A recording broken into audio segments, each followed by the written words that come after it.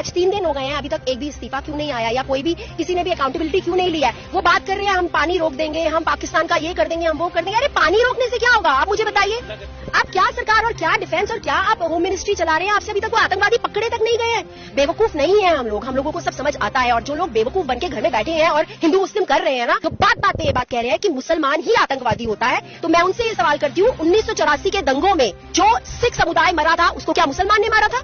जिन्होंने जय श्री राम के नारे लगाकर मुसलमानों को उकसाया कि आप जय श्री राम बोलो, और जब उन्होंने नहीं बोला तो उनका कत्ल कर दिया गया। क्या आप उसको इस श्रेणी में नहीं लेकर आएंगे? क्या आप उसको आतंकवाद नहीं कहेंगे? क्या आप उसको नहीं कहेंगे कि धर्म देखकर मारा गया है? तो जुनैद को कैसे मारा गया था?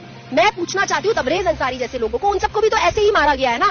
जब आप मस्जिद में जाके अपना भगवा लहराते हैं, जो राजस्थान में हुआ था, उसने क्या कह के किस तरह से गोली चलाई थी, तब कोई हिंदू क्यों नहीं मरा था? बात पे ये कहना कि इस्लाम ही ऐसा है, इस्लाम ही ऐसा है, तो आई एम सॉरी, इस्लाम उनको इजाजत नहीं देता था इस तरह के कत्लेआम करने का। तो मेरे नजर में वो किसी धर्म के थे ही नहीं। रादर देन जो जिसने ये सब किया उसको पकड़ने की बजाय आप अपने देश में अपने ही लोगों को लड़वा रहे हो। क्यों सरकार आती नहीं है प्रेस कॉन्फ्रेंस करने और बोलती क्यों नहीं है लोगों को कि इसमें कश्मीरियों का क्या कसूर है, उन स्टूडेंट्स का क्या कसूर है इसमें? क्या वो इंसान नहीं है?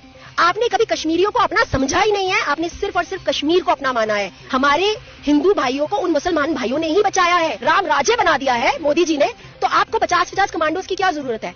मैं डिसअपॉइंटेड हूँ इस देश की जनता से, क्योंकि 80% जनता सिर्फ और सिर्फ हिंदू मुसलमान करती है। वो सरकार से एक बार ये तक नहीं पूछती कि नौकरियां कहाँ हैं और विमेन सेफ्टी कहाँ है, लोगों की सेफ्टी कहाँ है।